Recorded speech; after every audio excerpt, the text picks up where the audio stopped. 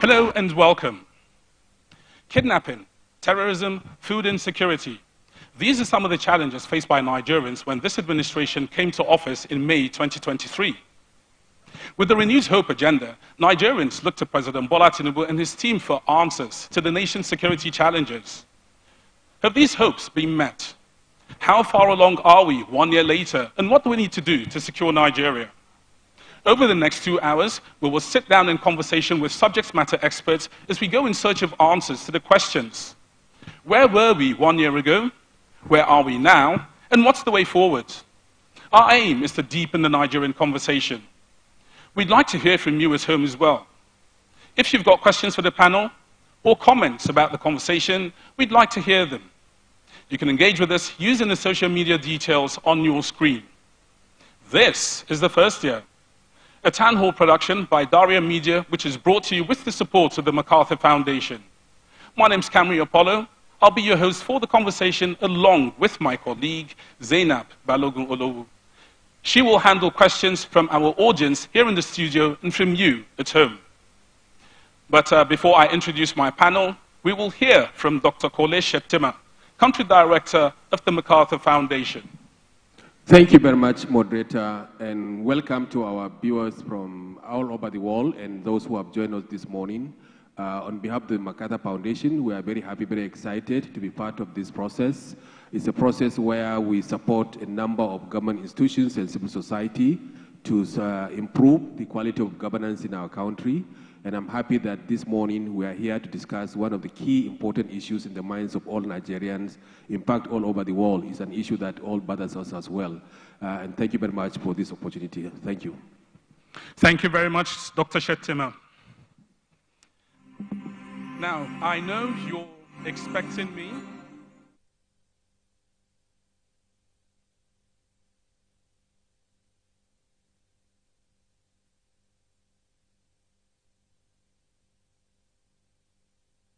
Belong to you, dear people. Love and cherish it as your very own. Nigeria is yours. Nigeria is remarkable in its formation and essential character. We are a broad and dynamic blend of ethnic groups, religious, tradition, and cultures. Yet, our bonds are yet intangible, strong, invisible, yet universal. At my inauguration, I made important promises about how I will govern this nation. We have embarked on a several sectoral reform to stabilize the economy, direct physical and monetary policy to fight inflation, encourage production, ensure the security of lives and property, and lend more support to the poor and the vulnerable. My administration shall always accord the highest priority to the safety of the people, inter-service collaboration, and intelligence sharing have been enhanced.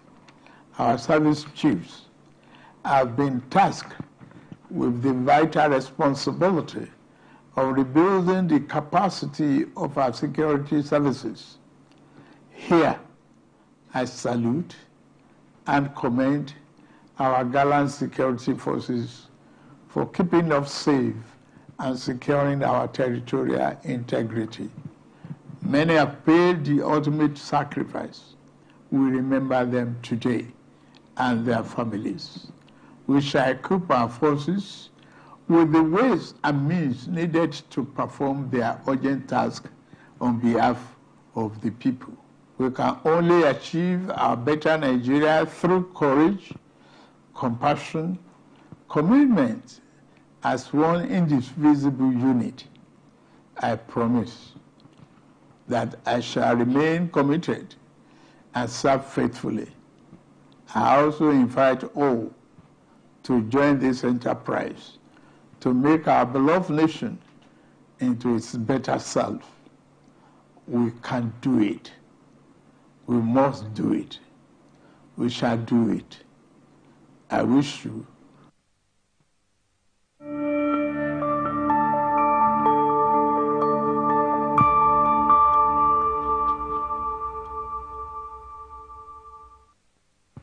Welcome back. This is the first year. My name is Camry Apollo. I know you're expecting me to now introduce the prestigious panel of ministers who are to engage in this conversation with you. Unfortunately, they didn't make it. We are as disappointed as you are, but the show must go on. I'm pleased to introduce a distinguished panel of experts who we hope will do justice to this discussion. Dr. Kabir Adamu is the founder and chief executive officer of Beacon Consulting. He's an expert on enterprise security risk management, intelligence, and national security strategy and policy. Joining us on the panel as well is retired Brigadier General Sani Kukasheka Usman. He's an expert in public relations, and he's a former director of Army Public Relations of the Nigerian Army. And on his right is Brigadier General, Major General Sale Bala. He's the president of WISER.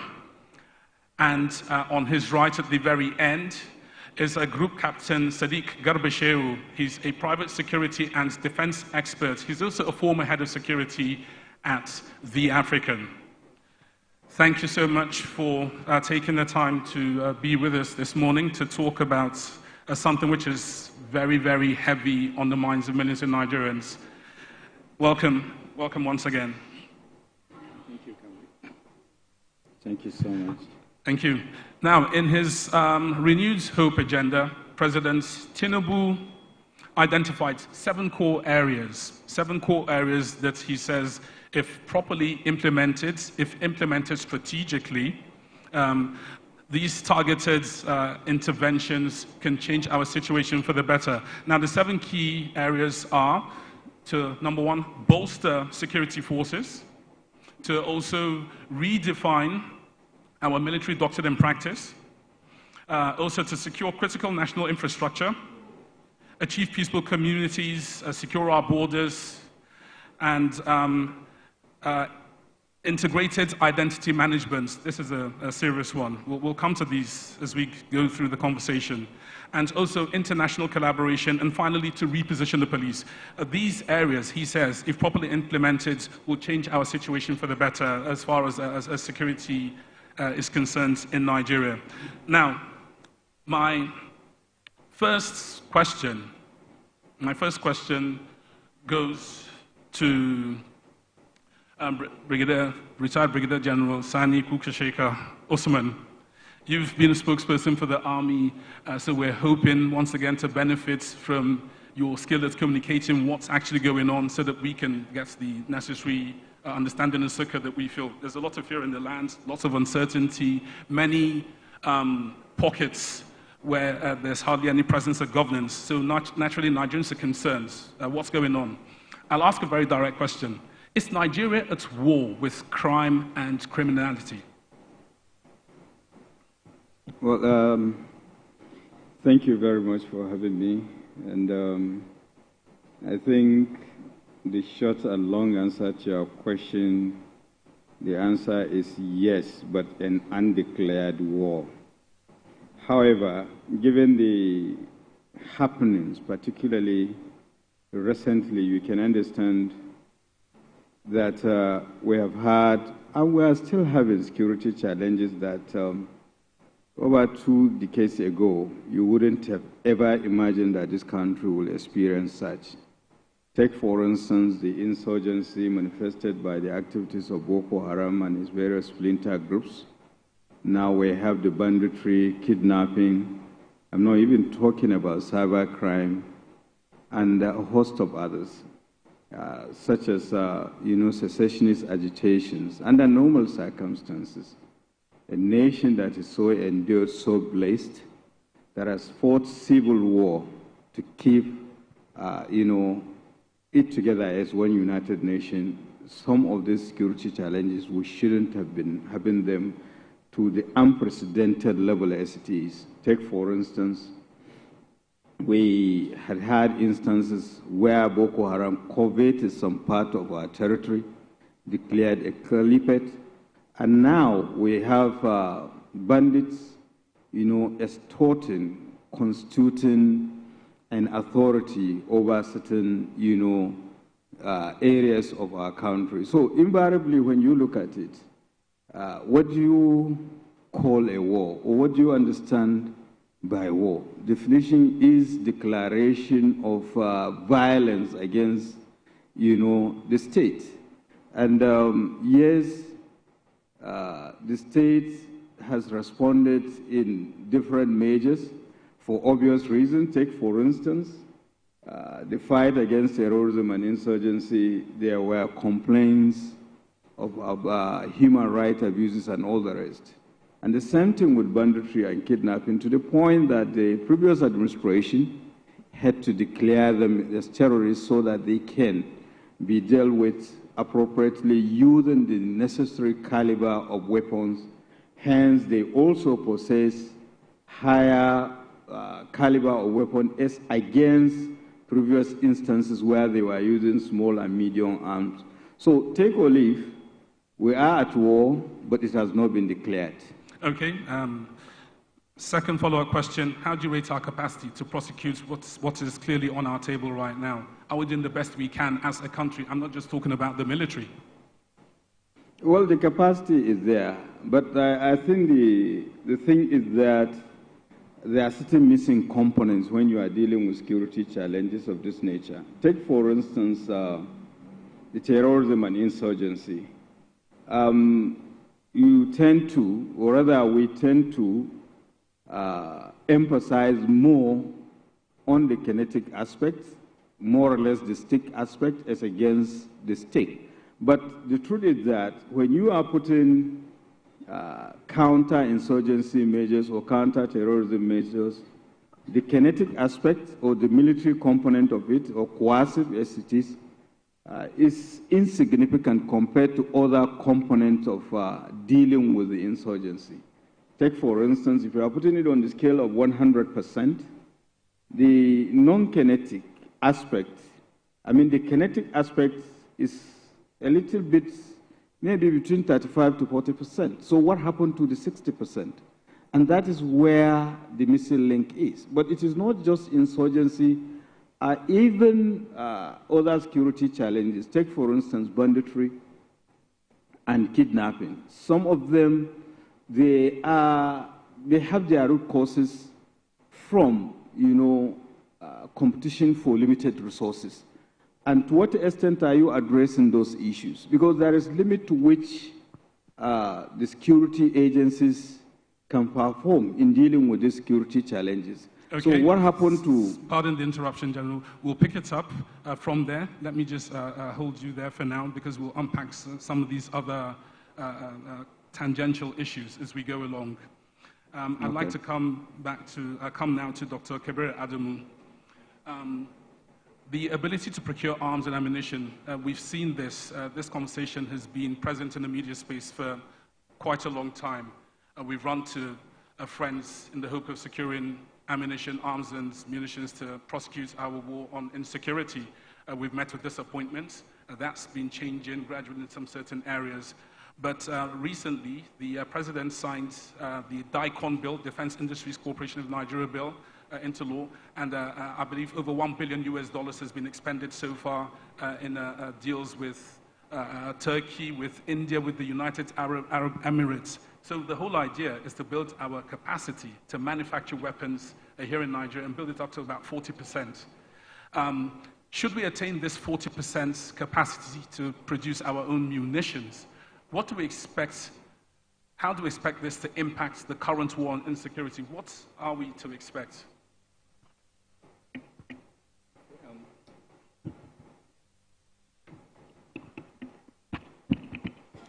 Thank you very much. I honestly wasn't expected to be on this side of the table. I thought I would be on that side based on the invitation. So maybe let me start with apologizing on behalf of those who were supposed to be on this side, and then I'm thanking those who have agreed to this contingency arrangement. Yes, you referred earlier on to the Renewed Hope agenda, and in that document, the president made a promise. Let's remember that that is the manifesto of the ruling All Progressive Congress. And they made a promise in that document that by 2027, we will be able to produce 40% of our weapons and ammunition requirement. And using that single policy initiative, if we're going to measure what they've been able to do, I think the administration deserves some commendation.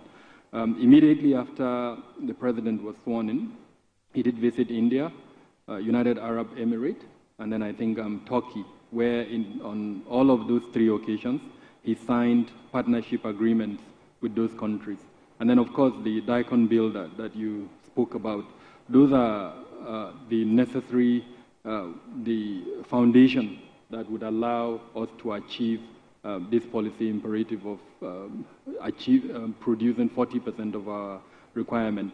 Now, if you look at, there are so many ways to look at it. Number one, the monies that are expended in the procurement of these weapons. If we reduce that monies, it could go to other developmental needs. Secondly, our dependence on other countries also allow them to influence the direction that we follow in both in our counter-terrorism and other security initiatives that are followed. We want to procure weapons, conditions will be put on what to use those weapons for, but if we produce them locally, it means we can use them for the purposes for which we want. Thirdly, we can contextualize the production to meet the peculiarities of our environment. There are certain weapons that unfortunately are not ideal for this very environment, but if we produce them locally, we can contextualize them. Then I think fourthly, corruption can also be reduced. It's not, I don't think I'll be the first one mentioning it, that procurement, not just in the security or defense sectors, is mired in corruption. So having that capacity and ability to produce locally will definitely help in that regard. But again, we're saying 2027, we're just in 2024. So hopefully, as we progress, as the administration seeks to ensure that this agreement that it has signed into, as well as the production facilities that we have locally, meet these aspirations, we're hoping that by 2027 we'll see that. Okay, thank you, Dr. Adamu. General Bella, let's take a step back now and go back to the initial documents. That's the Renewed Hope agenda of this administration, the 7 areas I listed at the beginning of the conversations. The document they presented to Nigerians, the promise contained in that document, is to bolster security forces, to redefine our military doctrine and practice, secure critical national infrastructure. Let me just take these 3 and get your thoughts on how well they are doing in this regard, these 3 areas. Thank you very much. And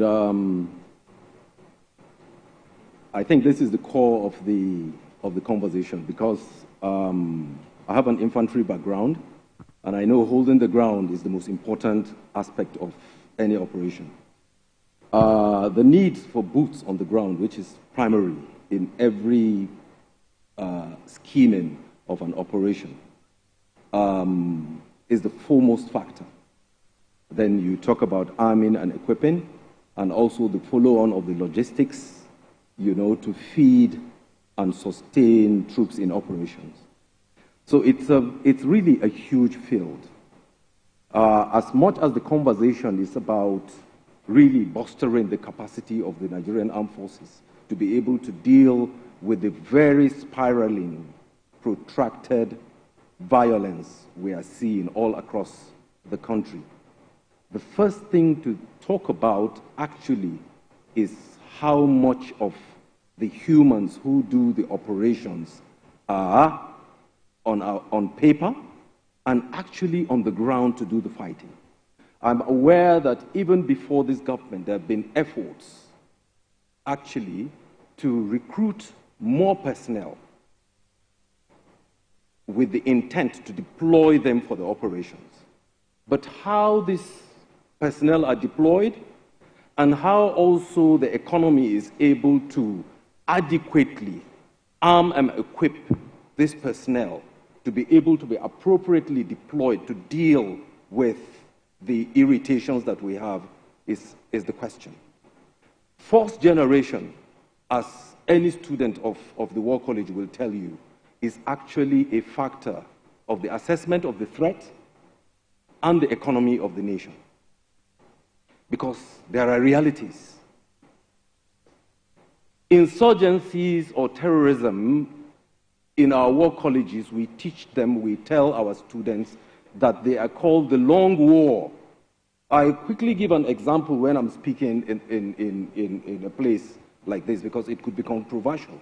You know, that our religions are actually a forms of insurgencies. Because the more the state persecutes the idea which is over an insurgency, the more recruits you have. So, in proportion, you need a ratio of forces to be able to suppress this idea or the insurgents who are carrying out this. And there is a ratio of force that you need to, because there is a ratio of force you need to actually protect the people, because that is the primacy of government, to be able to protect the citizens. And it is such that to protect 1,000 citizens, you need 21 forces to be able to protect those forces, to be able to protect the citizens, because you need armed men, you need intelligence, you need police, and it goes beyond to border protection and so on and so forth. So taking a setting like Maiduguri, like the Northeast, where just for IDPs, as way back as the information was at 2014, 2015, you had about 3.5 million displaced people. So make the ratio of how many forces you really require to protect those people alone, and how much the economy will require to equip, to recruit, equip, train, and sustain those forces. To achieve the desired achieve the desired goal. Yes. So it is nice politics to come out and speak within a tenure of 4 years that you will be able to generate capacity to protect the state. But there is a reality to which issues of ideology, which transmute into violent extremism and into insurgencies, as we are seeing here, requires politics to direct itself to implementing development. And you know development is a huge gamut of things. Okay, we'll come back to you again, General Bala. Sorry if I'm sounding as a general, but yet very academic. No, it's fine, it's fine. Thank you so much for your thoughts. We'll continue from there. I just want to quickly touch with Group Captain Sadiq Garbashew. Again, back to the same 7 points that were identified by the Renewed Hope agenda. They talked about achieving peaceful communities, securing our borders and forests, and also integrated identity database. I'd like to speak on those, how you feel we have fared in that regard. We just have 3 minutes. I will balance up your timing and contribution when we return from a break, but please. Thank you very much. Am I on? Okay. The question you asked me, I would like to take up where my Oga will stop there. You talk of protecting communities. To protect communities, like he said, I will also emphasize, you need a certain minimum number of people. He just gave us what is called the relevance force density, that if you want to protect an irregular warfare, for every population of 1,000, you need at least 20. Now, the problem I find is that up to now, I have not seen the debate. What is the number of military personnel and police personnel that we actually need for our population? From there, you can work backwards. Certainly, there's economic factors, because there's always this debate about butter versus guns. How much will you spend on defense and security before people don't have schools, they don't have roads? So it is a balance. But you have to, that is the starting point. We are not, if you talk about, protecting the communities, you have to talk about what numbers do we need. And when we look at Nigeria, being a country that we pride ourselves, we have aspirations to regional and continental leadership. Of course, apart even from the threats that are within the country, we want to be seen in international peacekeeping operations. We want to be seen, there's fighting in Mali, we send people there. So all this, I think the policymakers have to sit down and say, if these are the needs that we have on security, how many forces do we need? I do not see that debate. And secondly, when you talk about identity, yes, identity is very, very important. But what do we have? in the management of identity, even if you are registering a business now, we have so much duplication and fragmentation. In some countries, your simple national identity card serves for everything. But now, you know, in Nigeria, we have a lot of duplication and fragmentation, and also that takes a lot of the money that is needed. We need to have a document. In most countries like that, if I show my national ID card, all my data everywhere, everything will be there. I don't need to have I go, they say, where is my driving license? Where is my NIN number? Where is my... One identity piece should be able to do the work. Now, secondly, again, even though you didn't ask me that question, I think what I see missing in the agenda, or rather that we are not working for, in that number one, bolstering security forces, we talked about, I think there's an area it talked about security sector reform. Yes. Security sector reform is something that we have been talking since during Obasanjo administration. But in my honest opinion, I think the political will to really reform the security sector is not there. Because when you talk about the security sector reform, we are in a democracy. You should be able to see democratic control of the armed forces. I'm talking frankly here. Democratic control of the armed forces means that it is the civilian elected officials that will decide the shape of the security forces, the kind of operations they should have, how much money they should be given, and what they do with the money. With due respect, I do not see that happening. If you want to be very specific, you have, if you compare the ministries, this is my own opinion, by the way. I think after General T.Y. Danjuma, we never had any minister of defense that really had powers over the armed forces. That is my opinion.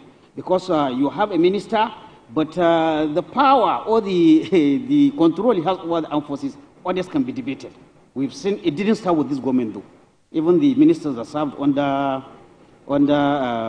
President Muhammad Buhari, they struggled to control the armed forces. If you do not have, my understanding is that the president, especially the president of an African country, he's president for agriculture, he's president for works and housing, he's president for health. So if you expect the president that it is only him that will supervise the military, because that is probably what we are having now, you are going to have a lot of things escaping through the cracks. You need to appoint a minister that you trust. But not only after appointing him, you need to give him the necessary powers to really supervise the ministry. I can draw this in. For example, if you see what Kiamu is doing in Ministry of Aviation, how he's dealing with the agencies. With due respect, I do not think the Minister of Defense and his deputy have these powers. Forgive the interruption. We'll take a quick break. Don't forget to join the conversation. Don't forget you can join the conversation by using the social media handles on your screen. And we'll hear from our studio panel here on the other areas of this very important document the administration has put forward in the Renewed Hope agenda. Stay with us, we'll be right back.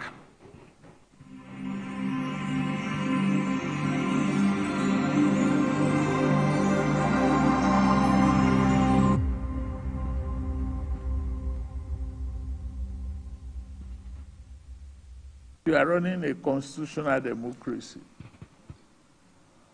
And we are put to you to summon the governors.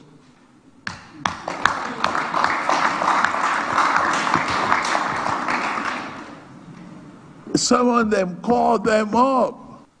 I'm doing my best to improve the revenue of the country and giving them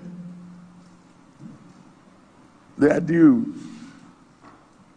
But they must equally be sympathetic to the populace, and they must consider the need of the local people. People reside in the local government.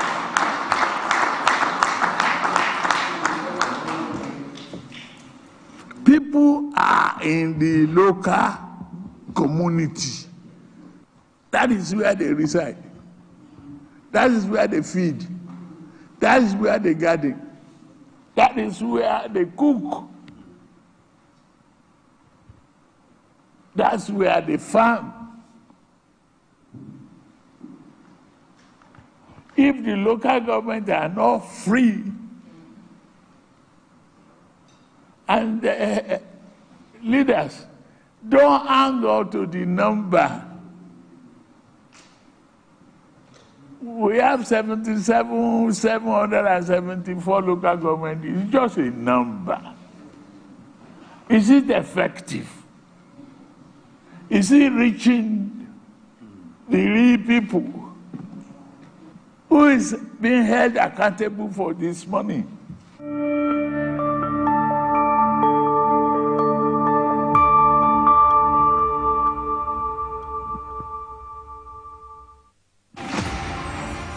Angelou was a civil rights activist, poet, and award-winning author known for her acclaimed 1969 memoir, I Know Why the Caged Bird Sings, and her numerous poetry and essay collections. Angelou was born on April 4, 1928 in St. Louis, Missouri. Angelou had a difficult childhood. Her parents split up when she was very young. Around the 1960s, Angelou lived in Ghana working as an editor and a freelance writer. Angelou also held a position at the University of Ghana for a time before she joined a community of revolutionist returnees exploring Pan-Africanism and became close with human rights activist and black nationalist leader Malcolm X and Martin Luther King. In 1961, Angelou appeared in an off-Broadway production of Jean Genet's The Blacks with James L. Jones, Lou Gossett Jr. and Cicely Tyson, and went on to earn a Tony Award nomination for her role in the play Look Away, 1973, and an Emmy Award nomination for her work on the television miniseries Roots, 1977, among other honors. Angelou's career has seen numerous accolades, including the Chicago International Film Festival's 1998 Audience Choice Award and a nod from the Acapulco Black Film Festival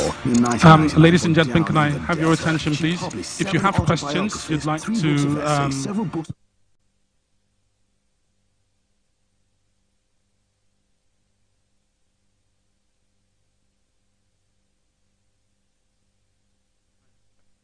Literary work, non-fiction category for her 2005 cookbook and 2008 Letter to My Daughter. After experiencing health issues for a number of years, Angelou died on May 28, 2014 at her home in Winston-Salem, North Carolina. In May 2021, it was announced that Angelou will be one of the first women to be commemorated with a new series of quarters from the U.S. Mint.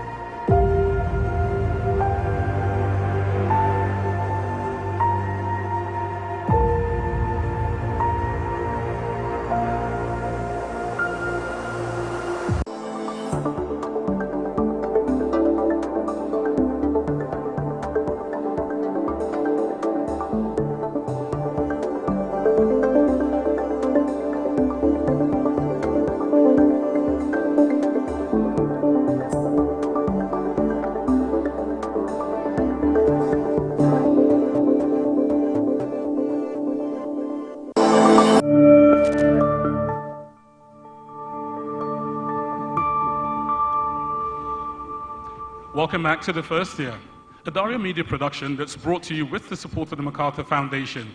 My name's Camry Apollo. We're discussing security and governance so far under the administration of President Bola Tinubu. I'll come back round now to Dr. Kabir Adamu on the panel.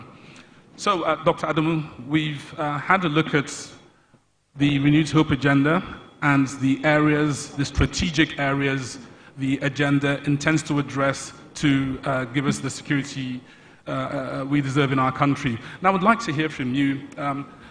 Are these the areas the administration should be pushing for? What are your thoughts? Is it working?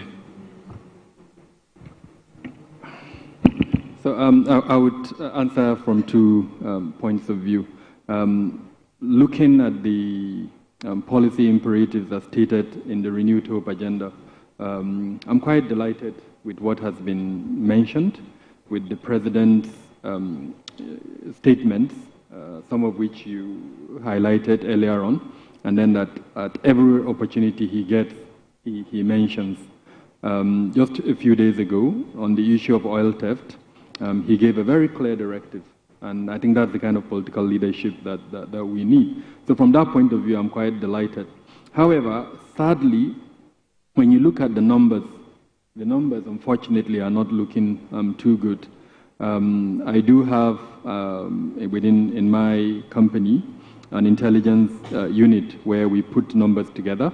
We know, for instance, that in the month of May, over 1,000 Nigerians were killed. We also know that in the month of June, another 1,000 Nigerians have been killed. When we put the numbers together, over 5,000 Nigerians have been killed between January and June. So I honestly don't know any parameter that you use to measure that as good. In other words, there is need for improvement to bring that numbers. That is what would show Nigerians that we're making progress. This week, in Zamfara, in Katsina, Niger, Kaduna, communities are paying levies to non-state actors who are challenging the supremacy of the use of force by the state. We can't have that. It's an indication of the failure of the security apparatus to protect communities. If non-state actors can come to those communities, demand for payment for their livelihood. This payment is not about anything but to allow these individuals go to their farm, to allow them to harvest what they've farmed. So it's quite worrisome. If you look at the mining sector, where swaths of land are being controlled by these non-state actors to allow whoever it is that wants to mine the resources that are there, it's also another indication. So all of these are realities. On the one hand, you have these beautiful policies that virtually everybody that I know who has looked at them is happy with them. But then on the other hand, you've got this unfortunate situation where security is at an abysmal state in our communities. Now, what do I think is missing? I think the theme of this conversation is apt: governance and security. Security sector governance. When I look back from May 2023 to May 2024, I think the National Security Council met only once. There are several other councils, the Defense Council, the State Council, name of them, that frankly I do not think they've sat. I think when the Inspector General of Police was to be appointed, the Police Council did sit. But other than that, several other things happened. We have a situation where there is a presidential directive for the recruitment of 20,000 policemen that has not been achieved within 1 year. And the two agencies that have the mandate to do that, unfortunately, are currently in some form of disagreement. So we need to bolster police forces as well as... The entire security apparatus.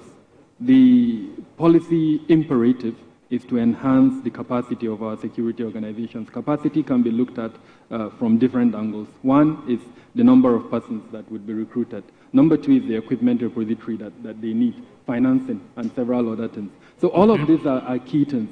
Point I'm trying to make is that the strategic direction that would allow there are about 29 ministries, departments, and agencies in the security sector to work together to achieve what Section 14, subsection 2 of the Constitution says, which is the provision of security to our communities. Unfortunately, it's missing currently, and it can be enhanced upon. Okay. Come now to General Usman. As an overview, are we steering in this right direction? In the right direction in terms of security or governance? In terms of security and governance. Well, I think it's more or less yes, but it's still kind of work in progress, in the sense that just like Dr. Kabiru has just given several instances, the truth is that fantastic policies, but what is the reality on the ground? And in most instances, all these non-state actors, they are just filling a vacuum. And that is why you are having all the manifestation of the security challenges you have. Therefore, the issue of collaboration, interagency coordination, collaboration is very key. And that is why you are having this issue. Take, for instance, the criminal justice system. What is the level of relationship between the components? Let's say our policing system and our correctional services. And beyond that, the intelligence community, yes, there are people who are statutorily responsible for it, but are the end users, have they been given that, and did you follow through to understand that what you have produced has been used optimally. But beyond that, again, even the end users, to what extent have you repositioned them, to perform their duties credibly? Now we are talking about the numbers. We are talking about training. We are talking about equipment. And let's even go back and look at our policing system.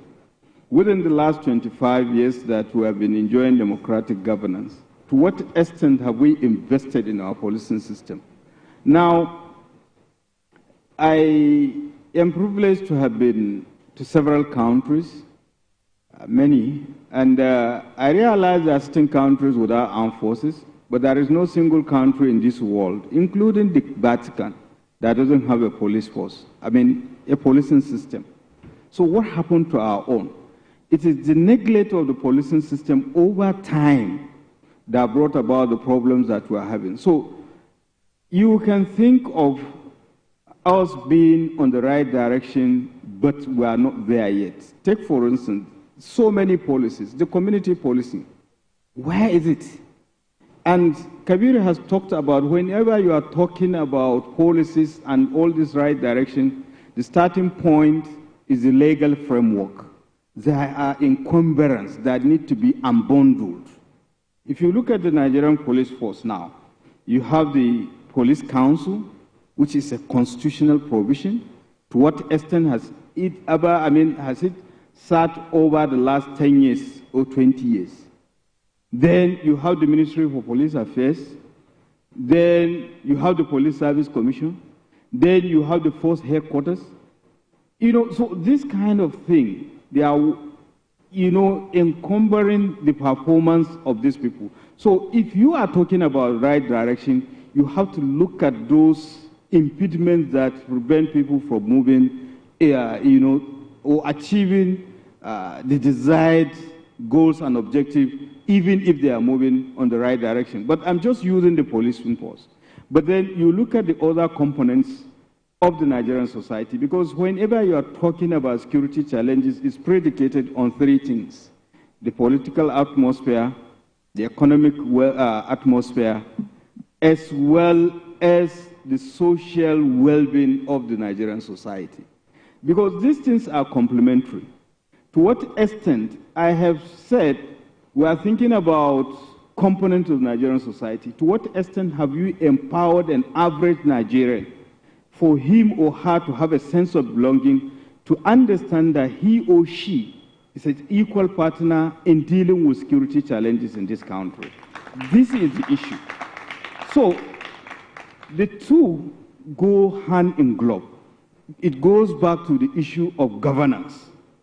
One of the most critical aspects, we have three tiers of government in this country, and I must give kudos to the Supreme Court for the recent judgment.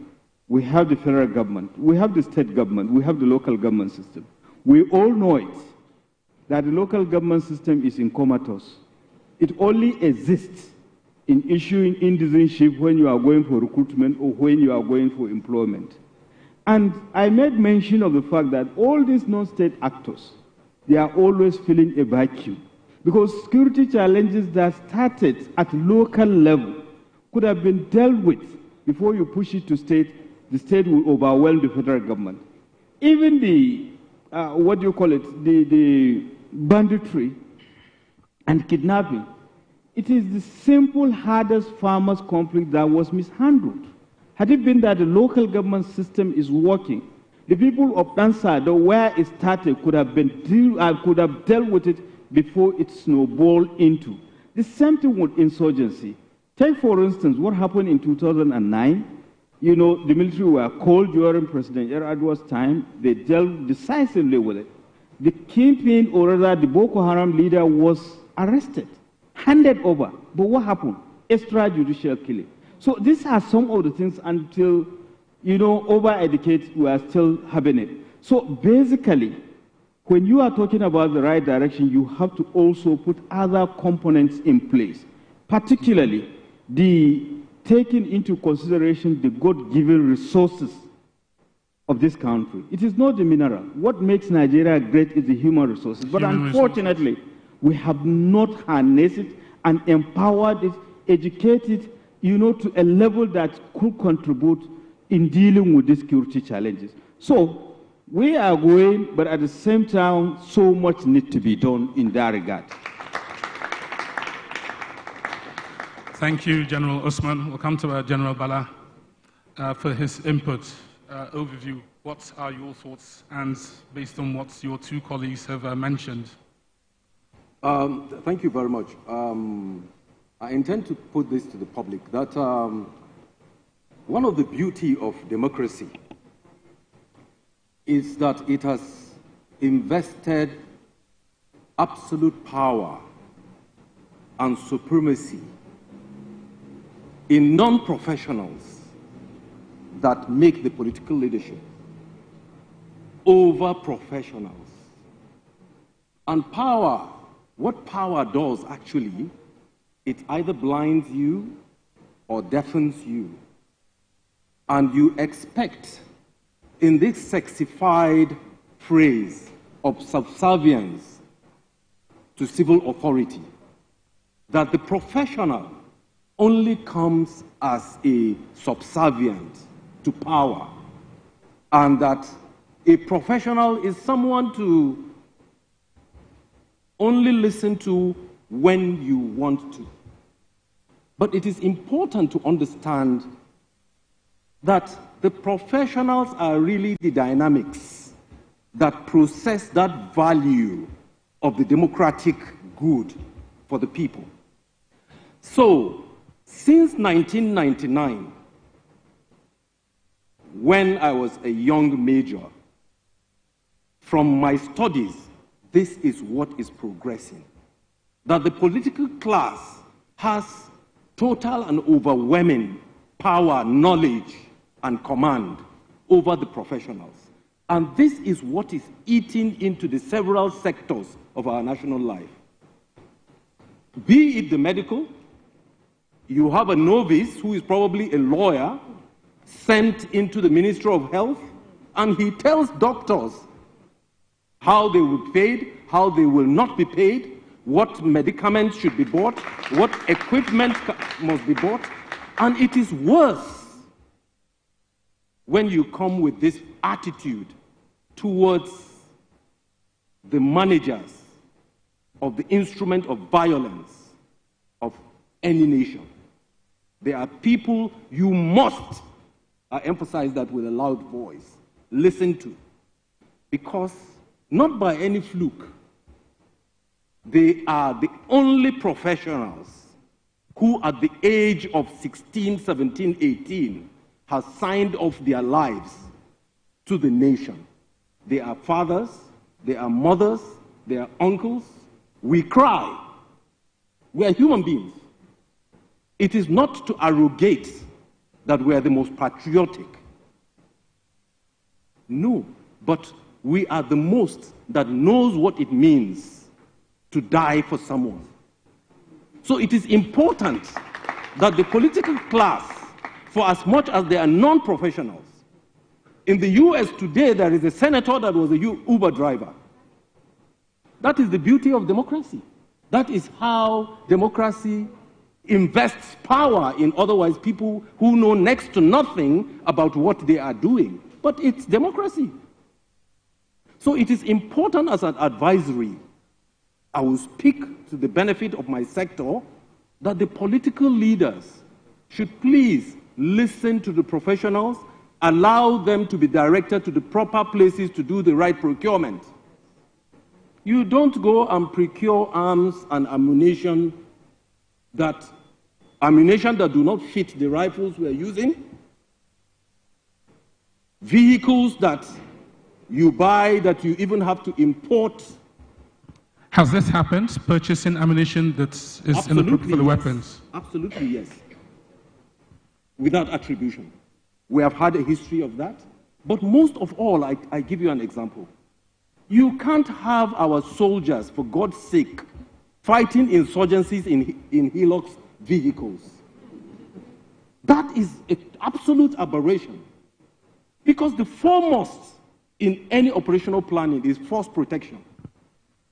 When you do the civil casualty evaluation because of collateral damage. You have to synthesize how much of your operation will weld on innocent civilians because the intent is to protect them. The next one is force protection. Because you want to, for God's sake, go out with a minimum of 11 men and come back with 11 men so that their wives and children will cheer and embrace them. That is the principle of command leadership. But you cannot be proliferating Hilux vehicles and deploying 11, 20 soldiers to cover 100 to 200 kilometers radius of operations. And people who do not know will laugh at our soldiers running. Yes, the soldier tactically withdraws. The soldier doesn't run. And then you have to capacitate at various levels. We've been talking about police here. I want to challenge you when you are driving back to your homes. From the moment you leave this place to wherever your home is, count the number of policemen you see on the streets and give me a feedback. But each time your counselor or his wife is going to the market, count the number of policemen around them. This is the reality as a people. This is the reality as a people that we should start talking about.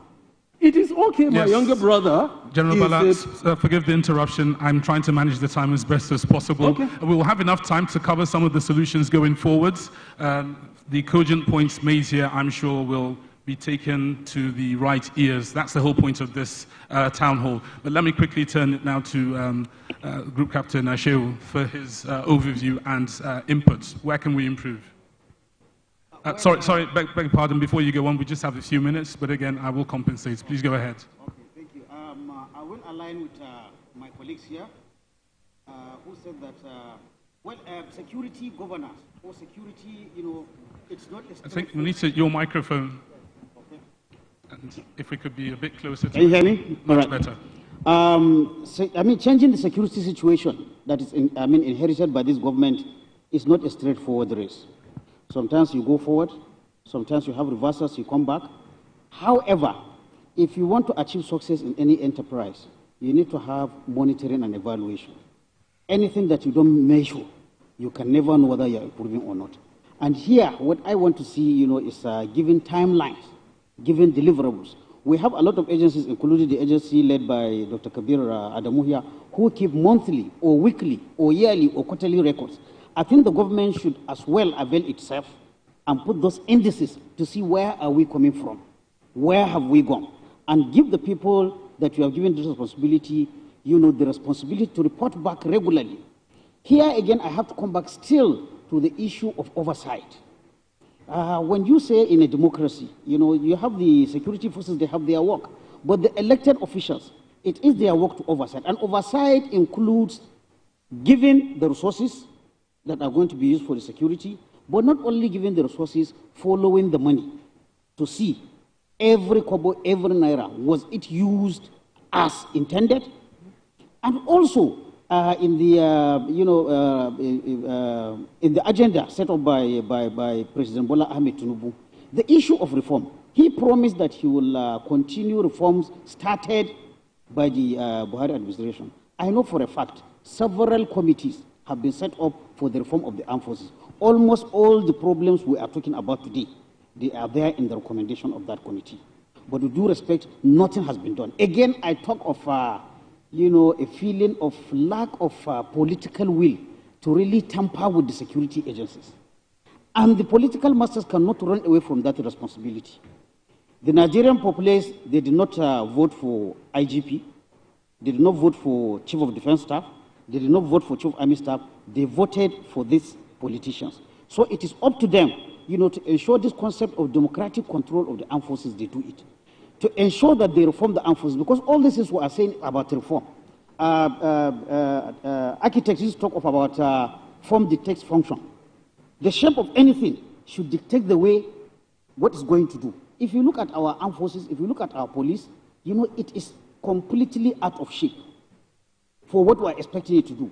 Now, until you repair that ship, you are not going to get, you know, the good deliverables that you are going to find out. So what I am calling on is that because when you talk of security sector reform, it's not only the operational part, the oversight part, all the ministries and departments, and also try and eliminate duplication and multiplication.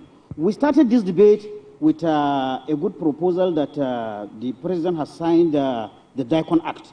Yes, we are talking about, you know, capacity to produce our own arms. Within the same security sector, the DICON is supposed to do, if you look at the DICON Act, the first thing they mentioned there is research and development on military-related items. But then again, you have another defense research and defense and research bureau. This is where we fritter our security, you know, budget by giving multiplicity of, you know, agencies having the same thing. We do not have enough police. Already our legislators again are talking about, there is this contraption they're talking about, I can't remember the name. Is it Peace Corps? You have an under-resourced police. Instead of you to concentrate bringing the police up to strength, you want to bring another Peace Corps. But then, with due respect, you wonder whether some people that are in charge of this and they have this, you know, the interest of the country at heart. Because we've been saying we don't have enough police, we've been saying we don't have enough military people, but whenever the budget comes, I challenge anybody to look at the budgets of these agencies. Do you see emphasis being put in recruitment? No. You see the money going to other things, you know, building universities, renovation, construction. You do not see, even a kidnapping driver knows that we don't have enough soldiers and we do not have enough police. We've been saying this for 2019, but there is no concerted effort to beef up these numbers. Historians tell us that when the Civil War broke, within 1 year, the Nigerian armed forces quadrupled. Why are we not doing the same thing now that we're facing security challenges? Good question, and I think on that note, we'll transition to a break. We will take a quick break, and when we return, my colleague Zainab Balogun Olowu will handle questions from our studio audience and social media. You too can be a part of the conversation by using the social media handles on your screen. So don't go anywhere. The first year continues right after this break.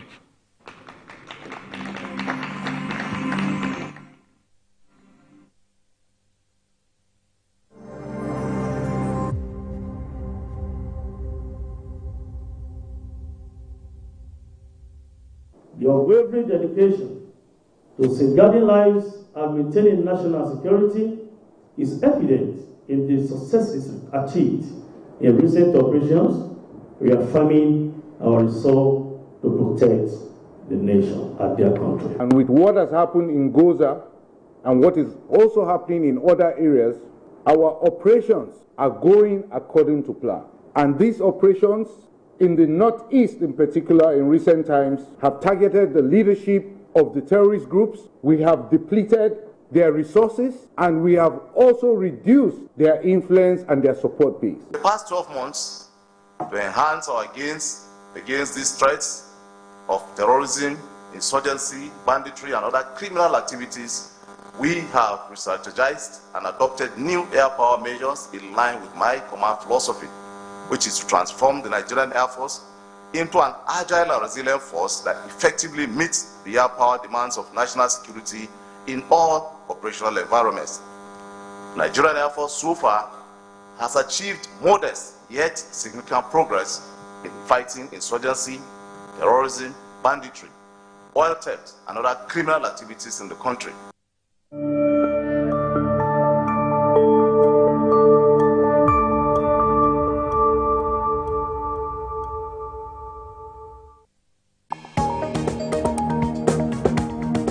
The Inspector General of Police has met with senior officers to review the state of security.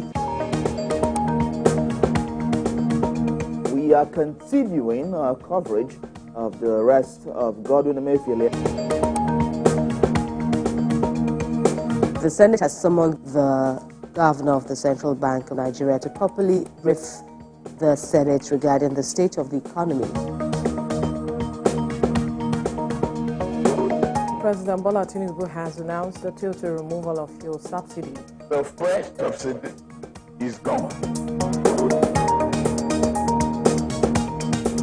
What I will never take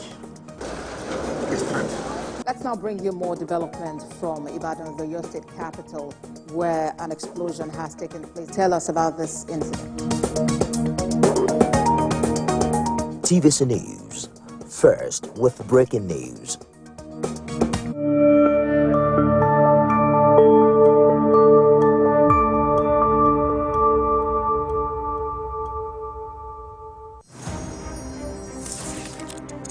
Albert Chinua Achebe was born November 16, 1930 in Ogidi, Nigeria. He went to Government College in Umuahia, Nigeria. In 1948, Achebe won a scholarship to the University of Ibadan to study medicine, but after a year, he changed his major to writing. After graduation in 1953, he became a script writer for the Nigerian Broadcasting Service, NBS, eventually becoming the head programmer for the discussion series. In 1956, he visited London for the first time to take a training course with the BBC. On returning, he moved to Enugu and edited and produced stories for the NBS. Achebe was unhappy with books about Africa written by British authors such as Joseph Conrad and John Buchan, because he felt the descriptions of African people were inaccurate and insulting. In his spare time, he worked on Things Fall Apart.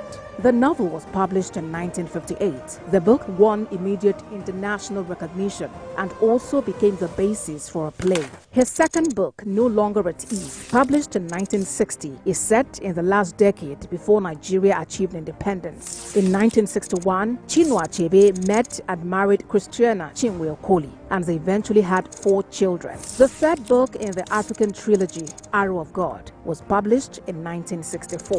Achebe published his 4th novel, A Man of the People, in 1966. The novel tells the story of the widespread corruption of Nigerian politicians and ends in a military coup. During the Biafra conflict, Achebe's house was bombed and his friend Christopher Okili was killed. Achebe and his family went into hiding in Biafra and then fled to Britain for the duration of the war. From 1972 to 1976, Achebe held a visiting professorship in African literature at the University of Massachusetts at Amherst.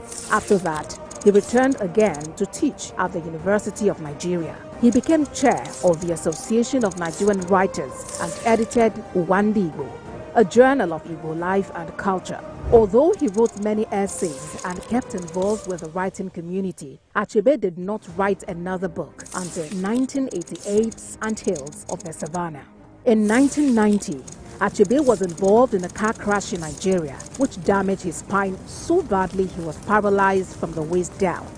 Bard College in New York offered him a teaching job and the facilities to make that possible, and he taught there from 1991 to 2009. In 2009, Achebe became a professor of African Studies at Brown University. In 2012, he published the essay, There Was a Country, a personal history of Biafra.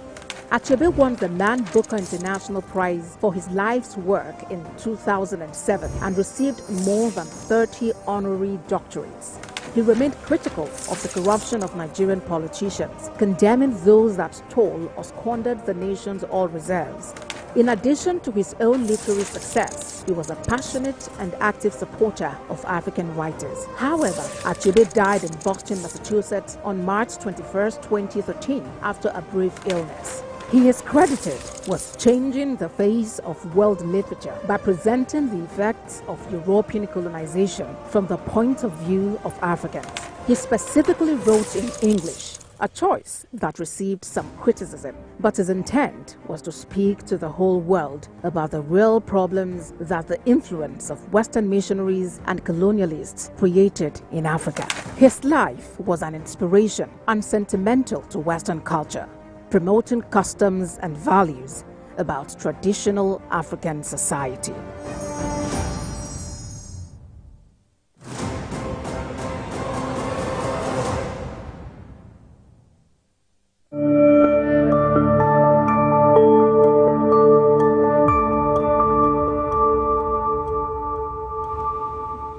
Welcome back to The First Year, a Daria Media production brought to you with the support of the MacArthur Foundation. My name is Camry Apollo. So we've been discussing security and governance with our panel of experts. We had invited cabinet ministers and security agency heads, but they didn't make it. At this point, I will turn it over to my colleague, Zainab Balogun Olowu, who will take audience questions and also bring us up to speed with comments and contributions on social media. Zainab? Thank you so much, Kamri. Thank you so much. It's been an insightful... Mike. All right, thank you so much, Kamri. It's been an insightful conversation thus far. But we cannot have this conversation without the input of Nigerians. So we'll be taking questions, comments, contributions from our physical audience and those online. For you at home, all you have to do is send your messages to our various social media platforms, showing right across your screens. And don't forget to use the hashtag #TheBestYear. All right, so I'll give some ground rules. Once you have the floor, please introduce yourself. You only have to ask one question because of time, so that's 1 minute, so we can take as many questions as possible. I also urge our panelists as well, 2 minutes, to answer the question, so we can take as many questions as possible. Thank you very much. All right, so we'll begin with you. Please introduce yourself. Thank you very much. My name is Tom Okewale Shonaya. Thank you very much, panel. I quickly want to make a comment before I ask my question. And I had to articulate this, and I'm speaking on behalf of Nigerians. Today, we confront a troubling manifestation of impunity. The absence of government officials is not merely about missed opportunities for dialogue, but it reflects deeper challenges that erode accountability and trust in our governance systems. This is an independent, credible platform to engage our leaders that we have voted in. We came here to engage them. We want them to tell us what they have done in the last 1 year. It is an opportunity for them to even campaign to us for next year. There is a global, meltdown. The United Kingdom is struggling. We know that. The cost of housing is rising. We know that. But we owe them, they owe us a duty to come here, and we are not happy with them. It's zero tolerance, it's lack of accountability, and we need to demand a response from our ministers. Thank you. So today marks 10 years and 93 days since our Chibok girls were captured. And we are still demanding the release of about 91 of them. Leah Sharibu's case is over 6 years now. The impact of this on the education of girls, especially in northern Nigeria, cannot be overlooked. At both cases had connections with schools. Regardless of location, urban or rural, Nigerian women do not feel safe. Security issues, like you have all, our experts here have mentioned, in Nigeria as it concerns women and the whole of Nigeria is enormous. In March, a couple of months ago, 200 women were abducted at an IDP camp in Borno State. Would they be in IDPs if not for the ravaging insecurity? And to compound their pain, they get abducted from the IDPs too. A police officer at Ogudu police station in Lagos allegedly raped a 17-year-old girl. Women and Nigerians and girls do not feel safe. We've all spoken about it. What is the way forward? What is the solution? That's what we want us to tell them. Thank you.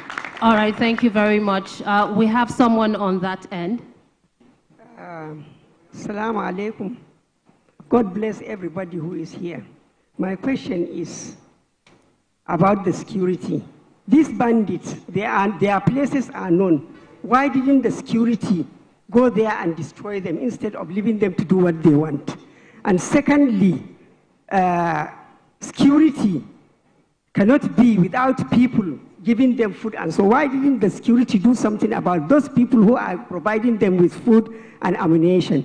And thirdly, our people are dying of hunger. We are suffering. And our leaders doesn't care about what is going on about us. If you can buy a bag of rice for 60 to 70,000 naira, a taba of yam 6,000, what is the government doing? Your salary will be 50,000. What can you buy with 50,000 for a month? So Nigeria must wake up and do something about this insecurity because it is destroying our economy, it is destroying our people, it is killing our children, our security and health is gone. All right, thank you so much for your question. We'll take the last question from the man at the back. Yes. Okay, thank you very much. My name is Senator Yorubu, convener Geopolitics Series. So my question is about, because having worked closely with some of our security chiefs, there's constant thing I've heard them complain about, this issue of disconnect between what the security agencies are doing and the populace. So they feel a lack of support from the populace. So what can we do to encourage the whole of society approach to tackling insecurity, which is a big issue? So, and one of the panelists have talked about that is the elected officials that will set the tempo for the security agents to really thrive. And I think we have your question already. Okay. All right. Yes. Thank you very much. Thank you very much. Yeah.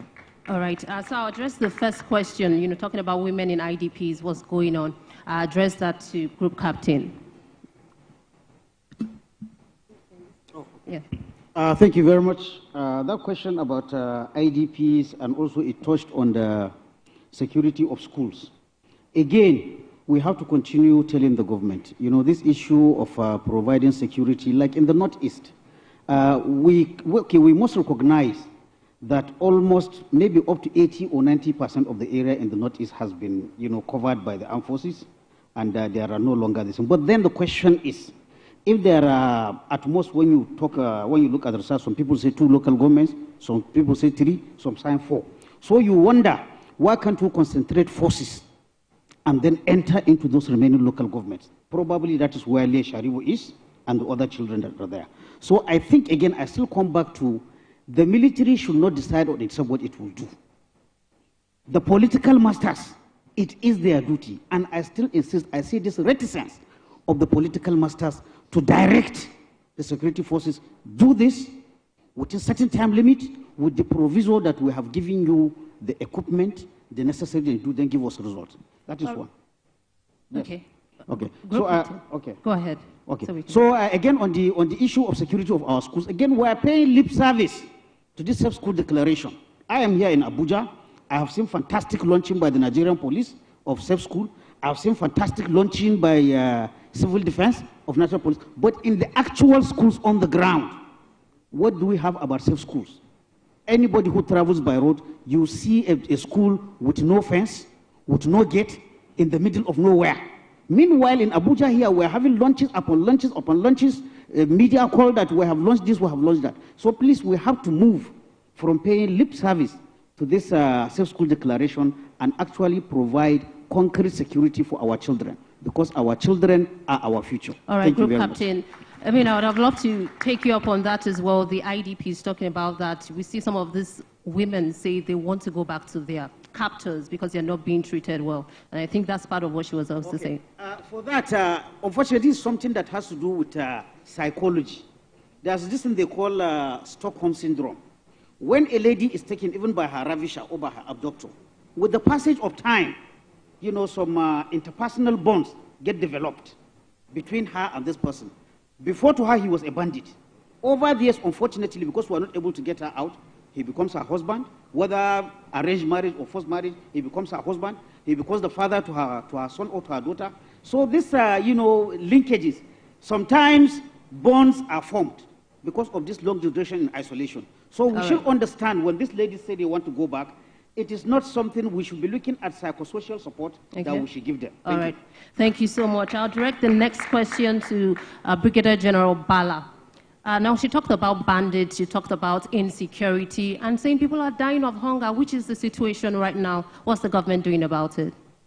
The government is doing a lot about it. There are lots of results being addressed, being announced in the press. But the quantum of success in any operation, especially the ancient known mantra that the security persons are vilified in peace and honored in war. There is so much, even today before I left the house, I was going through social media, because actually that's where you get news in Nigeria, because the traditional press is another story. And there are a number of women that have been arrested in the Northwest, delivering ammunition. They are informants, performing sexual services, delivering ammunition. The troops, the really few troops that are out there doing these operations, things are happening. But the magnitude of the problem is what the issue is. The insurgents, the terrorists are very, very fluid. By the benefit of social media, we have their faces, they speak to us, but it's not like, they are not like General Bala who you can catch in Katampe Extension or come to his office in Kado, in Sanizangondaura Estate. They are very, very fluid. They move around. So it's a very, very difficult thing. And they are so repressive of the communities they are in that it's very, very difficult for those communities to give information to the forces. But I assure you, Ma, that it's a difficult operation. That's why we call it the long war. It's a difficult operation for which we are losing fine men and women to prosecute and ensure that all of us are safe. All right. Actually. Thank you so much, Brigadier General Bala. The next question I'll direct to Brigadier General Usman, and he was talking about what can we do about an all-society approach, making everyone inclusive. Thank you very much. I think, is that Senator? But you should have the answer to the question, because you are the only senator that I've seen that has not been elected. For being a senator, you should know. But it may interest you to know the new trust is that it is even no longer the whole society approach is no longer tenable, but a whole nation's approach. Therefore, when you are dealing with security challenges, regardless of whatever who it is, there is need to mobilize the whole society so that you be on the same page. Now we have an instance here. Security challenges or issues are being bedeviled with extraneous variables, religious differences, ethnicity, stereotyping, and so on and so forth. That is an impediment, because we have had instances where you need the support and the cooperation of the people, whereas the antagonist is trying to, tell them otherwise, that he or she, they are being persecuted because they worship a particular god or they speak a particular language. Okay. So, if you want to have a whole nation approach, the starting point is mobilizing the people. But it is not even enough. Mobilizing the people, you have to condition them socio-economically to be able to contribute and to be mobilized effectively. All right. If you don't give people sense of belonging, definitely there is so much injustice and inequalities. So definitely people will not understand that it will be very difficult to mobilize, but it's doable, because bulk of the security challenges are local, and to a large extent the solution is local. It's just a question of having the political will to deal with it decisively. All right, thank you so much, Brigadier General Usman. You talked about sense of responsibility. We'll go on social media because we have so many questions. I'll take this one. This one is directed to Dr. Adamu. This is from Altain Garba Ahmed, all the way from Zamfara State. Thank you so much. What is the real cost of insecurity in Nigeria, and are we winning this undeclared war?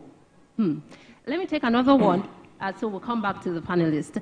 This other one is directed to Brigadier General Saleh. This is Usman Undayako, and he's asking if you would speak about the security personnel and weaponry funded by the federal government but deployed to private and non-state assignments. I'll take this other question. This is from Oroma Sanderson to Brigadier General Usman. Are there ways in which the Nigerian government and private sector can work together to improve intelligence sharing in order to address some of the current security challenges? Those are the three questions. I think I'll come back to the audience as well, so we can take as many questions as possible because of time. All right, I think we have someone here in the middle. Okay. Please introduce yourself. Please, 1 minute, one question because of time. Good day, everybody, and thank you to the panelists. I think Toll has asked the question that I wanted to. However, I'm going to speak from an international standing. My name is Dr. Maimuna Salim. I'm South African, living in Nigeria. So my first experience coming to Nigeria in 2008, traveling on a road trip to Delta, I was told, excuse me, when they stop, do not speak. Because if they know you're international, you'll be kidnapped. And that was scary. So looking at where Nigeria is now, it's quite scary because so far you have people walking into a school, bandits walking into a school and taking a whole lot of girls, and nothing has been done about that. Then you have our international funders, investors, pulling out of Nigeria. That is causing an economic downturn, destabilizing the economy, causing no jobs for people. All right, please, so what are we doing about it? What is the cause? Impunity and corruption, and what else? And who is behind this? Thank you. All right, thank you very much. I think we have some students at the back there. Is there someone that wants to ask a question from there? All right, go ahead. Introduce yourself. 1 minute. Do you have a mic? Okay. Could someone please just pass it to her? Thank you so much. Yeah, my name is Samson Gloria, and my question narrows down to security too, but it's Could you be more like a bit audible? Okay, my question narrows down to security too, but more like cyber security.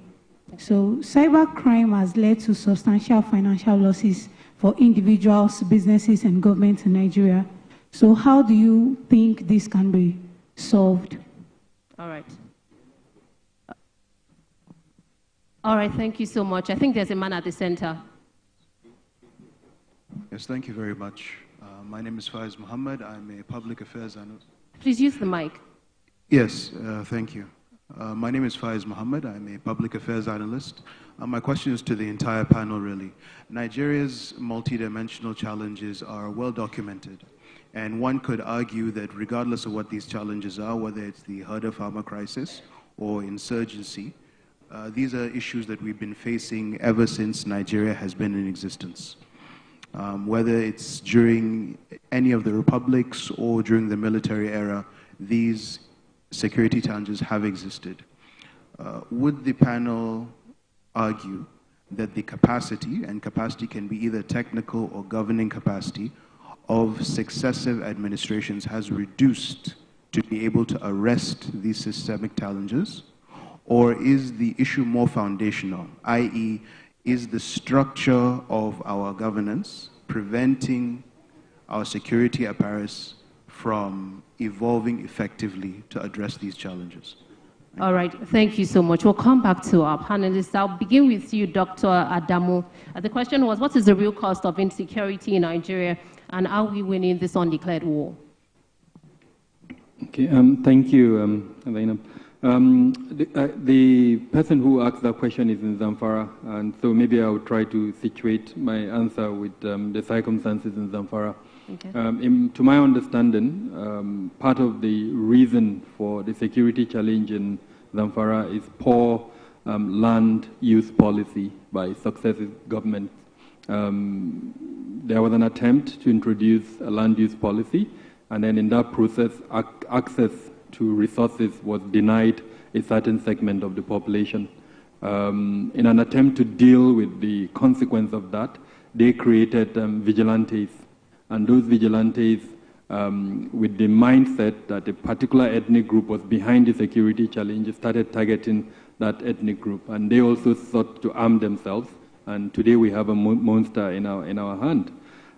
Tied to that is climate change and the consequences of climate change and the inability to introduce adaptation measures to manage those consequences. Okay. Our value system that has more or less almost been destroyed. Speaking again about Zamfara, you have a family system where the father can decide to leave the house and, for all intents and purposes, allow the mother to take care of the kids. He doesn't. So does it seem like we're winning this war, this undeclared war, like he said? That was the question. So we can. Are we? I mean, I answered that question earlier on. The numbers that don't indicate that we're winning the war, unfortunately. And if we don't understand those drivers that I was trying to point out, we will not address the situation. We need to understand the drivers. And I'm very happy, almost all of us on the panel here were at the conference recently on Northwest Peace and Security Conference. And those drivers were identified in that conference. We're hoping that going forward, that region will come up with measures to address those drivers. All right, thank you so much, Dr. Adamu. Sorry to interrupt, but we have to wrap up because of time. All right, this is for Brigadier General Usman. I directed that question to you. Talking about the Nigerian government and the private sector, can they work together to improve intelligence? This is what he's asking. Yeah, thank you very much. Of course, the answer is yes. And there are so many ways, beyond even improvement of intelligence. I mean, the government, even some ministry, department, and agencies, and I will give you an example before I will come back to the main question itself. Way back, I think 2007 or thereabout, there was a particular chief of army staff realizing that whenever we go on peacekeeping operation, in fact, there are certain countries, they fund some aspects of their military through contribution to United Nations peacekeeping operations. And take, for instance, an armored personnel carrier in every month purchase as much as $10,000 to Nigerian government. And I believe the military officers here will bear me witness, there was a time when we had 10 Nigerian battalions performing peacekeeping operations outside the country. So you can multiply the number of armored personnel carrier per battalion or unit as the case may be. It is not just an APC. All the equipment, UN pays for it. And we realize the economy cannot sustain or support, equipping a particular, battalion to the point required by the UN. All right, General Usman, So he thought of going into partnership with a particular bank. So, but going back to what you are saying, yes, it is doable.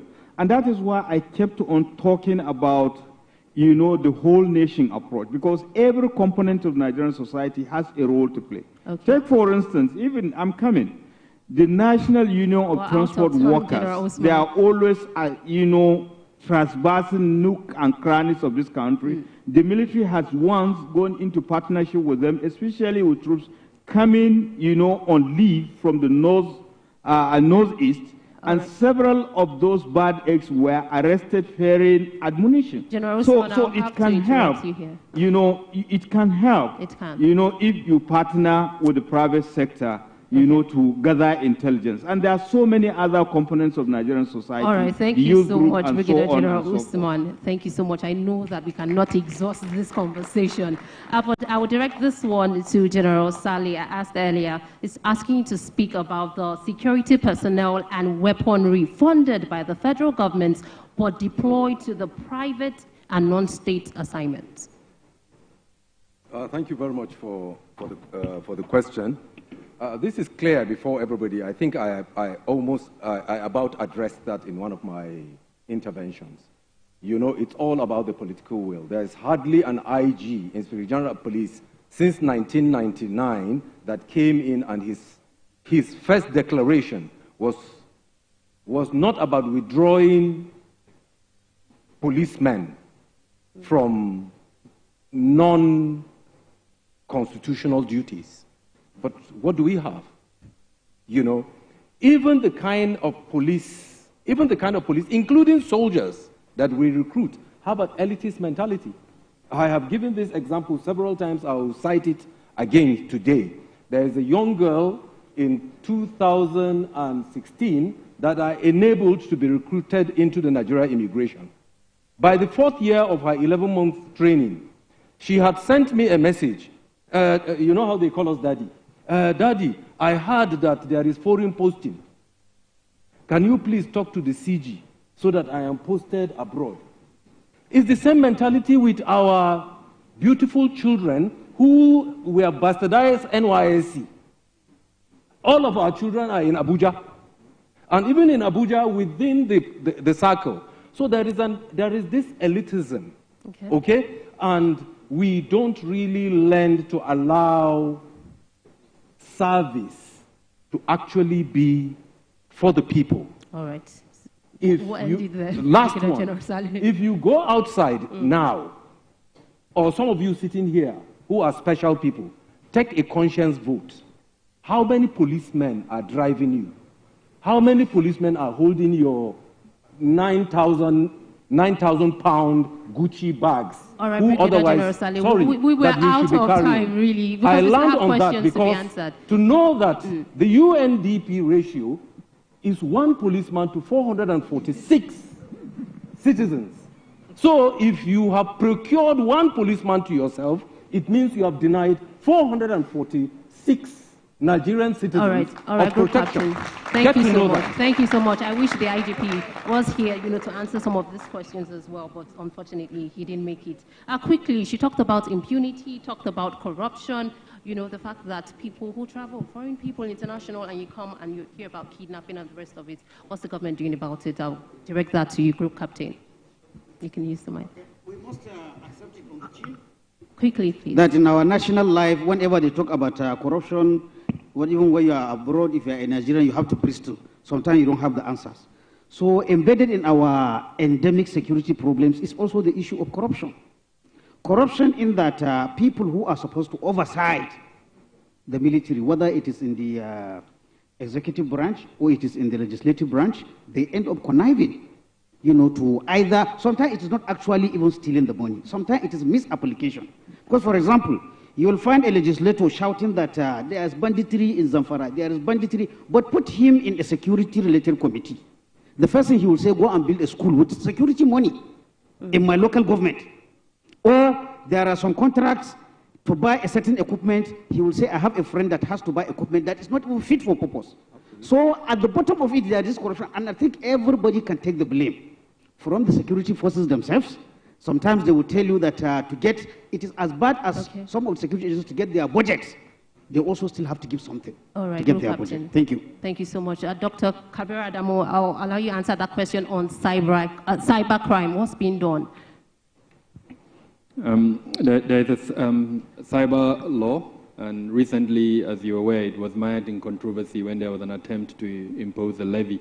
But that's, I think, just the framework. Unfortunately, just like in physical security, there is a lot of cyber crime occurrences. People's WhatsApp, whatever numbers are being hacked. They use that to collect money, and incidentally, sometimes even provide bank accounts where those monies are deposited. So it's a very gray area that a lot of effort is required. But the law is there. I think it's just the implementation of the provisions of that law. All right, thank you so much, Dr. Kabir Adamo. I apologize, we cannot take more questions or comments because of time. We really apologize. You can continue to engage with the conversation by using the social media handles on your screen. When we return, we'll hear final thoughts from our panel. It's back to you, Cameron. Right. Thank you, Zainab. Right, we'll take a quick break. Don't forget the social media handles are on your screen. You can continue to use them. When we come back, like she said, closing remarks.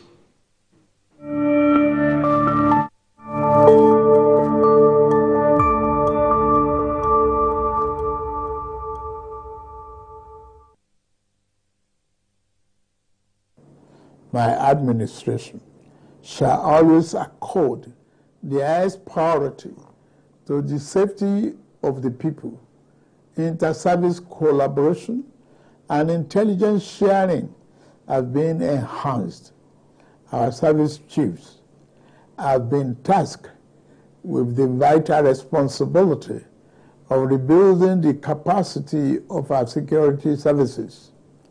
Here, I salute and commend our gallant security forces for keeping us safe and securing our territorial integrity.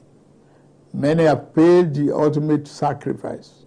We remember them today and their families. We shall equip our forces with the ways and means needed to perform their urgent task on behalf of the people.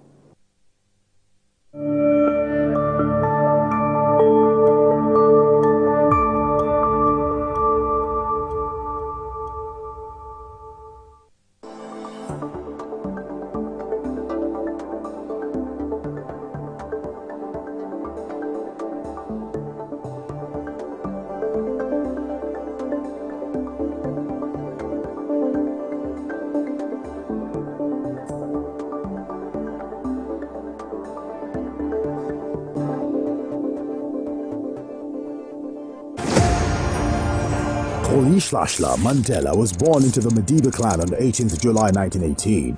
He got involved in politics in 1942 as he helped to form ANC Youth League. He was married to Evelyn Mays and they had 4 children. Mandela was arrested in a countrywide police swoop on 5th December 1956, which led to the 1956 treason trial. Before the end of the treason trial, he wrote to Prime Minister for vote to include a national convention on a non-racial constitution, and failure to adhere would result to a national strike.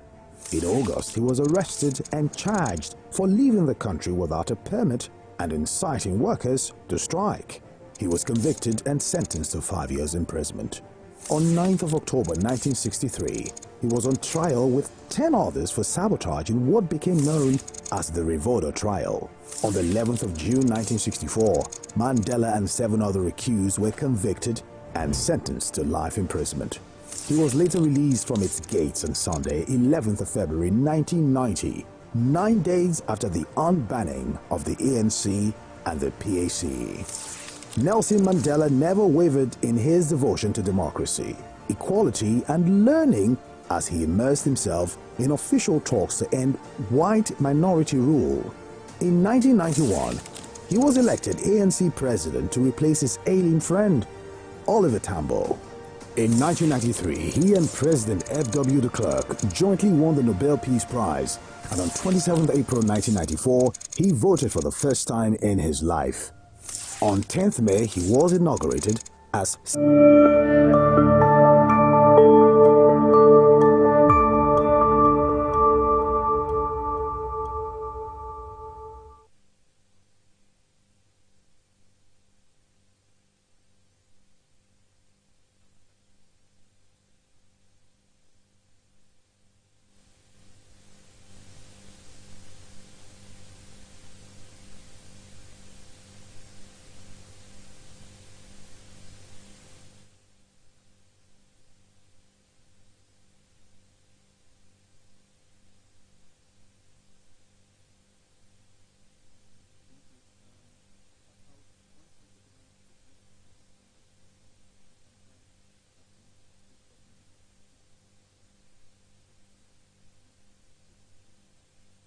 measurement and consequence management system of the government.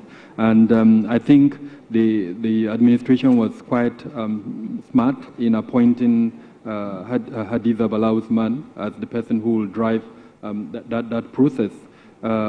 Just for those who are not aware, what it does is that the president has signed a performance bond with the ministers, and in that performance bond are key performance indicators showing clearly what the government wants those ministers to achieve.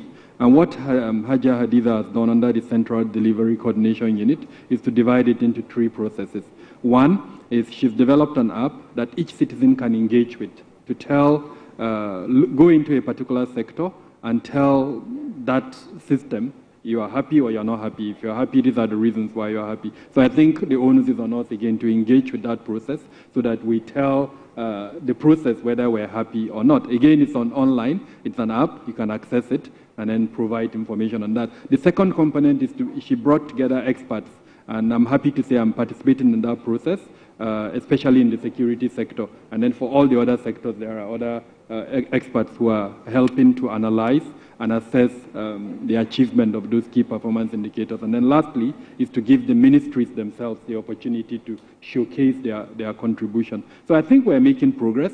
We're not yet there, but at least the foundation, the structures to assess performance and then for consequence management to follow. The onus is on us as citizens, and especially the fourth estate of the realm, the media, to continue to speak about it so that at the end of the day, we would see improvement in the performances. With regards to food security, the government has been doing a lot. No doubt the removal of subsidy on oil and then the flotation of the naira has affected the economy, and currently the conversation is around a cost of living crisis. Food inflation is about 42%, if I'm right, and then inflation itself is about 30%. And just like I think Mama contributed earlier on, it's very difficult for the average Nigerian to survive. And I think somebody mentioned that some companies are actually shutting down, adding to the unemployment challenge in the country. So all of this would make food security very difficult. But there are some interventions that the government are attempting to come with. It sounds like experimental, but we're hoping that at the end of the day, they will be productive. The most recent one is to marry the Ministry of, I think, Women Affairs and the Armed Forces of Nigeria, where land that has been left fallow for a very long time would now be used for agricultural production. So all of these are interventions. Whether they would give us that sense of quote-unquote security that we want is what we don't know at the end of the day. But like I mentioned earlier on, there is an institutional process for measuring performance. Key performance indicators have been developed, and the onus is on us as citizens to tie into that process so that we provide input, and then we also make sure that the process is transparent. The first quarter... I'm afraid due to time constraints, if you allow me to land, it's important. Just 10 seconds. We've completed the first quarter evaluation, and the report has been submitted to the president. So we're hoping that the consequence of that will be perhaps maybe a cabinet reshuffle. Okay. Retired Brigadier General Usman, your closing remarks. You are not being fair to me. You would have given me a line of thought. But I must say, honestly, I am super elated with this opportunity. And thank you most sincerely for it. And but beyond that, I think the issue of security in this country should be looked at very, very seriously, because you can never and you will not have meaningful development in an atmosphere of insecurity. Therefore, there is a need to galvanize the whole Nigerian society, because each and every one of us has a tremendous role to play in securing this nation. But the government needs to lead the way. Thank you. Thank you so much. And Brigadier General Bala? I would like to speak to the political-professional nexus, which is very, very important in national life. I will plead with the politicians to please petter down on politicizing our professional institutions, particularly the security organizations. I will give some modicum of credit to the Tinubu government for allowing to the best extent that ethnicity did not drive their selection of the leadership of the police and the military institutions, so to speak. However, it is very, very important that we allow our professional defense and security organizations to throw up leaders by themselves and within themselves. I think we have crossed the Rubicon beyond where, as we have seen in Guinea-Conakry, that it is actually the best guards commander of the president that upset him. I would want to make a pledge that we have a very, very professional military and police that can be depended upon to throw up their leadership at various levels and various sectors. Because the politicization and the ethnicization of the leadership of our defense and security institutions has really weakened our capacity. These are my conclusions. And to also celebrate this convening, I think this convening is more successful, not because I'm a panelist, is more successful and open than otherwise how it was designed and planned. Thank you. Thank you. And Group Captain Shehu. Thank you very much.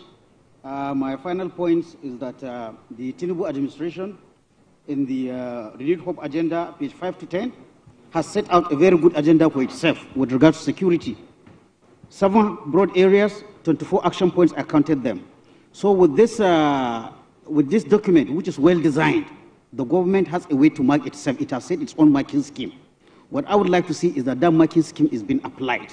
The people he entrusted with security, they should be asked to account for their actions. They should be given timelines. They should be this. But again, when we talk about security, it's not only the work of the executive. The National Assembly have as much powers over security issues as the president. I insist on that. The only powers probably that the legislators do not have is the powers of appointment and firing the security chiefs. But all other things, how much is given, what is done with it, they have powers to either check or also legislate on them. On a final note, why I'm calling on everybody to do his bit. The security agencies who are doing a yeoman job, but they have to do better. Because you cannot tell now in the present circumstances, you cannot tell somebody living in Zamfara or Katsina that security has improved. That is the reality. You may probably tell somebody in the Northeast that security has improved. So this has to be a continuing conversation. Just last week, we talk of the National Assembly, we saw Senator Oshumole raising a very important point that is at the bottom of our problem. But surprisingly and unfortunately, the reception that debate brought was very underwhelming. I could see even the shock on the face of the Senate President. Please, everybody should do his bit. Thank you. Thank you very much. Thank you to our panels. And there you have it. We have come to the end of the first year. It's been 2 days of insightful conversation on nation building. Challenges have been identified and solutions proffered. Ours is a nation that's beset with many challenges, but with clearer understanding and a sincerity of purpose, we have a better chance of overcoming these obstacles. We would like to thank our panelists for taking the time to come and share their experiences and their professionalism with us. And also thank you to the MacArthur Foundation for your support as always. Thank you to our media partners and the entire production crew.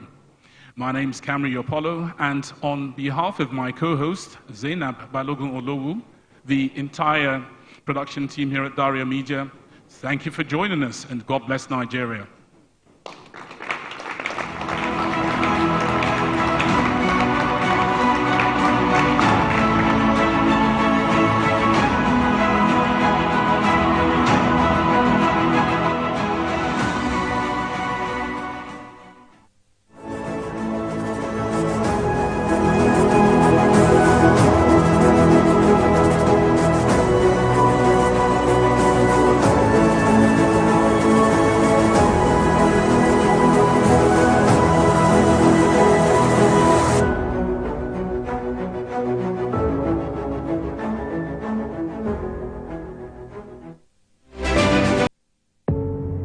Doubt and fear doesn't occur at the canvas, it shows in the canvas.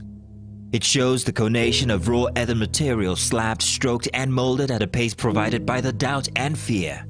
Every move way in the struggle of one to the other, merging the past to the present, brushstrokes of colors seen but not known. For when the wailing stops, the pieces settle down in abject beauty erected for a century of a century. Speaking, advocating, protesting as the arts are meant to be.